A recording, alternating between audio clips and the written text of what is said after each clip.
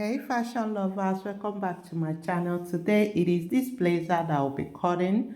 Now let's do the drafting together. Okay, now looking at this blazer, the one on the yellow is a different fabric from the white one and the sky blue one. All right, the yellow one they actually use tweed fabric, and the white and the blue sky blue is crepe that they use to make it. Okay, but they all gave the same style, but just that the one on the yellow is giving us this more structure, look. Okay, so let's draft it together. Now looking at this dress, you already know it is, overlapped one.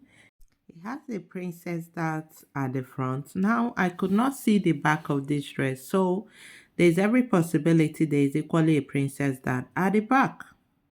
Normal dart can equally be at the back, but in this video I'll be working with princess dart the front and the back all through. All right, now this is the calculation I'm working with. Shoulder 16 divided by 2. I added 1 inches to the shoulder. All right, now my bust, waist, hip, I added 4 inches to the measurement before dividing.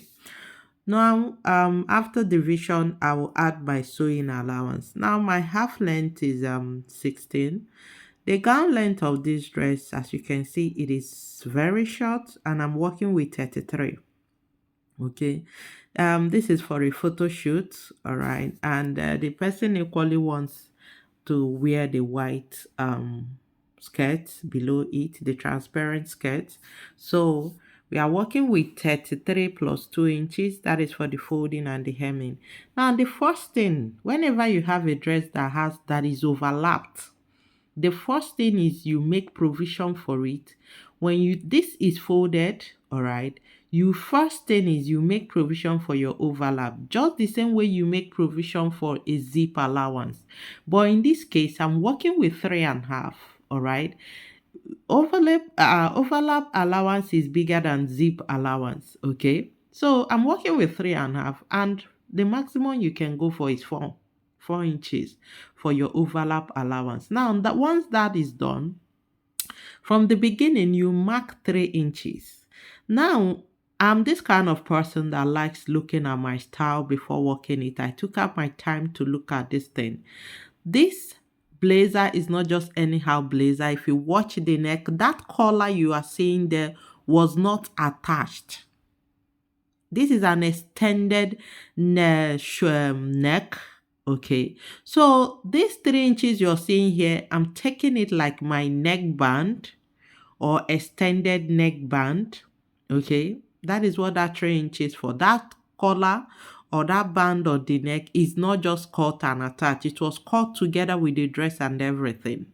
All right, so that is the what that 3 inches is for. Now after the 3 inches, you go ahead and mark your shoulder. Okay, that is the first thing. You mark your normal shoulder. Then you start with your armhole depth, your bust point, your waist half length, and your hip line and the gown length. Just the normal basics. Okay, first. So having indicated the necessary lines, I'll just use my rule and connect it. Okay, now the end of this pattern gives me my 33. This is my shoulder, my BP, my B and my BP, and this is my waist, and this is my hip. Now here, the ending of the fabric will be the gown length. Okay, now right at the bust, you equally mark your shoulder. All right, then you use your rule and connect it straight. You already know why we are doing this, to be able to curve our armhole. Then right at the base, we'll start the actual measurement. Measure our bust. Now I'm actually marking this without any sewing allowance. Okay, I will be adding the sewing allowance after marking. Okay, now looking at the hip, this hip is extra.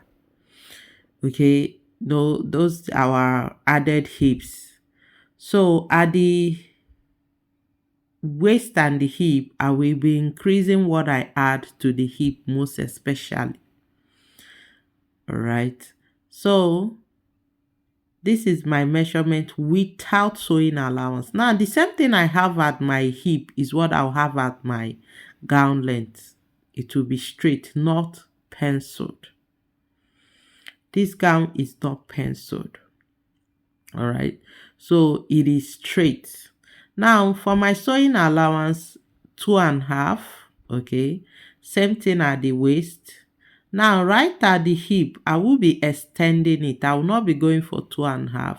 I will be going for 4 inches. Remember, I said the looking at the dress, you can see, the hip has extra. So this is it. Now you can see how the extra is on the hip. Okay. Now this additional marking, I would say this is my sewing allowance. All right. Now I'll go ahead and curve my armhole. Now the armhole that will be curved here will not go inside. Remember, when you're curving your armhole, you go inside by 0.5 inches. You see this one, I did not go in at all. It remains this. It ends at that line. Okay. Now this is a princess dart. The dart on it is a princess dart, and when sewing it, you definitely need to recut. Now you come to the bust, mark your nipple to nipple. Now the nipple to nipple we are marking is accurately 4. We did not add any sewing allowance to it. So I went for the accurate one without adding any sewing allowance to it. All right. Now this dress is one of the simplest dress you can, make. All right. But where the work is in the lining. All right. The you will be needing else still, to hold the lining. You need to be firm, and if it's not standing as it should on the hip, we may be adding boning. All right, especially the hip part. So this is me indicating my mid armhole. All right, now I went for 5.5. I'll use my French curve and connect. Now this is just our normal princess dart. Princess dart gives curve to the bust area. It projects that bust area. It gives it shape. Okay, so if you're whenever you want to make a dress and your interest is about, giving the bust space or shape, to make it more shapy, princess dart is one of them. So I'll just go ahead and cut. Okay, I'm taking out the part that are not needed. Now watch this shoulder part, this extra 3 inches, how I did the cutting. It is very important. I'm not done with I've not marked what I'm supposed to mark there, so I cannot cut it off yet. So I will just go this way through the shoulder. Now the next thing I'll do is fold this. All right, the difference between the front and back of this dress is this overlap. All right, the same princess that I'll be using at this back front is what I'll use at the back. So the best is fold it, taking the hemming this allowance, the overlap allowance, sorry, then you can see how it is. Now I'll just place it this way, trace out my zip. Now place it, my back, placing it this way, everything remains the same. There is no zip at the back, there's no button at the back. So exactly the way I folded it is what I'm cutting. The same shoulder, the same extension in the upper part, because that extension did not just happen to the front alone. It starts from the back and extends to the front. Okay, so this is it. Now, this is somebody's order, and this fabric, this particular yellow fabric, that is what the client brought. Tweed. So I I cannot make mistake and waste his or her fabric. Sorry. So it's better of I will do the cutting on the pattern paper. If I'm certain it is giving me what is on the picture, then I can proceed with the fabric. Okay. So this is it. Now, what did I mark? That same 3 inches I marked at the front, I just indicated it in the back. That is what I did. I will equally go ahead and indicate my waist, indicate my bust point and armhole depth. Okay, because I will be marking that for the back. Now, neck width, will work with 3 inches here. Let me zoom this closer. 3 inches. All right. It is 3 inches I marked for the. Now, for the depth, if it is our normal back, we'll go for 1 inches or 2 inches, right? So I'll just mark of it, to give it that normal dress, but this is not needed. All right, it's just to give it that basics. Okay. Now another thing we'll do, we'll extend from here 2 inches above. That neck extension, it is time we'll mark it. Okay, so 2 inches above, we'll go down, give it that square. All right, connect it straight and give it that square. Then this is 2 inches. All right, now the next thing we'll do, from here to here, we'll go for 1 inches. You can go between half, 3/4, 1 inches, and even up to 2 inches, depending on the neck. The wider you go, the more hanging it is on the neck part of it. Then you connect. You see how I connected it? You equally come down here, slant it by 1/2 inches here. Okay. Now, the maximum you go for this is 1 inches. Don't go, but if you decide to go up to 2 inches, style is all about design. Okay. So you can equally form a design. Then the next thing is to slant your shoulder. Okay, slant your shoulder by 1 inches here. All right, you can see this part has this curve. This part, you need to smoothen it out. It shouldn't have any curved K effect. Then another thing I like to always do to my blazers is come to the waist. I usually take 1/2 inches right at the waist, to give it more fitting, snatching at the waist here. Connect it this way. See how I connected it? The effect should be centered around the waist. The effect of what I usually do this thing when sewing. Like I use sewing to hold it up just the way you're saying. All right. I sew it straight this way. Okay. Down. Not cut out. Is when sewing that will be, doing this. It doesn't stop the dart. I will equally do the dart. There will equally be a dart on it. Okay. Now let's work on the front before the dart. The front, remember we just did normal cutting. We did not do anything. That same 3 inches. After the overlap, you mark that same 3 inches. Okay. So the same, you come down 3 inches, 3 by 3, you curve it just on a normal neckline and neck depth. But you will be coming, you extend it the same way, 1 or 3/4 inches. This, all right. Then you come up the same 2 inches you mark up here. You equally connect it here. Take your rule, connect it, and give it that square, the same square. All right. You equally curve it this way, straight. This time around, it will be straight. The next thing you do is come here, curve it. That same curving, it needs to be properly curved. All right. Now, you equally need to slant your shoulder by 1 inches, the same way you did at the back.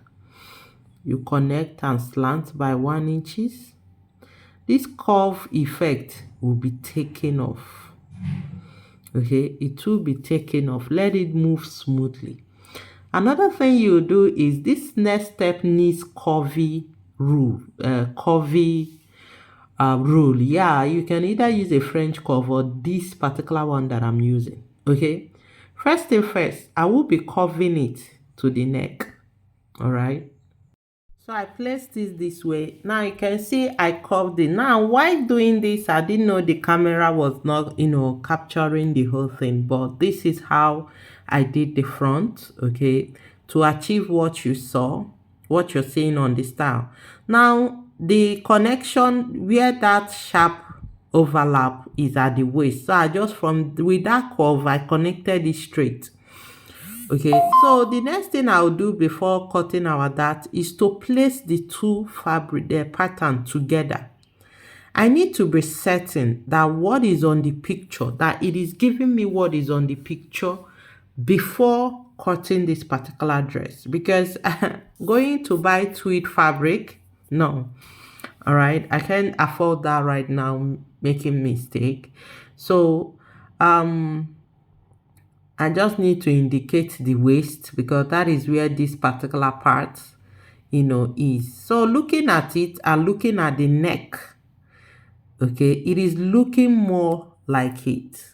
All right, this blue is actually what gave me a clearer picture, because this yellow was the person was using a camera, right? So some part of the neck was actually covered. So but this blue actually gave me what I needed. So at times, whenever I get a style, I like to do research, to get possible styles that will explain my style very well, because what the person sent to me is this yellow one. All right, but you can see it covered the neck, but this blue one gave me full picture of the details. Now I've placed it and it's giving me what is on the picture, so I'll just go ahead and cut my dart. Now the dart I'm cutting, I'm holding the two fronts together to do the cutting of the dart. Okay, I'm holding the two together to do the cutting of the dart. All right, I'll have to cut it straight, but I think when cutting it on the fabric, I'll do that. Now, the next thing is for me to cut the back. I've not done the cutting of the back. All right, not just cutting the neck. I will equally need to, my dart, it will equally be a princess dart. Okay, now if I place this paper together and the neck, my concentration is the neck. We need to achieve this blue is actually what gives us the neck, shows us how the neck of this fabric style is. Before I started using this blue as my main neck, that is how we should be. I confirmed it with the client, because I do not want a situation where someone will tell me you did the wrong thing. This is not what is on the style. She said yes, that is what she saw on her friend. I said good. So I'm working with the blue. Now looking at the blue, that is the neck I had in mind. Now remember, I didn't get a back picture, so the same princess that is equally okay at the back, nothing much. I can equally use a waist dart, okay, if I choose to. So it is just our normal princess dart that I marked right now. Okay, just our normal princess dart. So I'll go ahead and cut. Now when it comes to princess dart all through to the gown length, your concentration is the waist. In fact, when it comes to dart, any kind of dart apart from the boss dart, especially waist dart, princess dart, the concentration is the waist. That is the part that needs snatching. When it snatches, it projects the bust, it projects the hip. Okay, so I've done the cutting of the back. So what I'll do is place it on my pattern, on my fabric, this way it is, and cut. Trace it out and cut. If I'm to even add any allowance, it will be by the side. All right, now this is it. So before cutting it on the fabric, I would like to place it together with the front.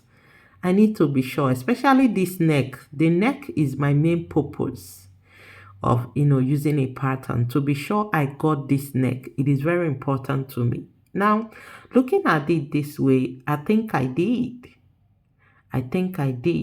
All right, it's giving me what is on the neck. Okay, so let me just get the other parts and place them together and see if it is overlapped. Okay, I think I did. All right, I will be sewing it this way. All right, So let's get the other part. Let me place it and see. Now I didn't cut the dart of the front all through because I don't want the pieces, separated for any reason. All right. When placing it, I'll cut them through.